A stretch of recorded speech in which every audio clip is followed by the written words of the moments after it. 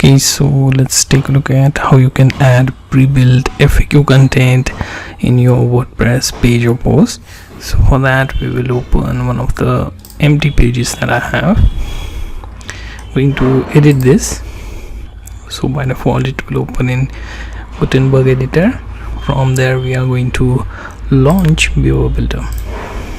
Okay, once loaded, what I will do is I will basically open the menu, and here you see rows. Okay, so here you choose from the columns, pre-built rows, and then FAQ. Simply drop it here, the one that you want.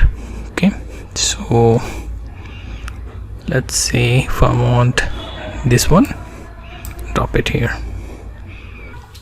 Okay, once loaded, you can click on individual items to edit it.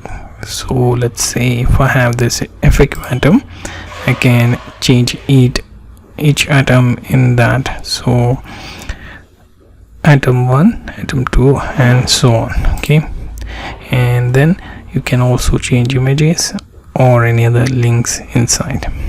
Okay, so you get the idea how to add pre-built FAQ content into page or post using Beaver Builder.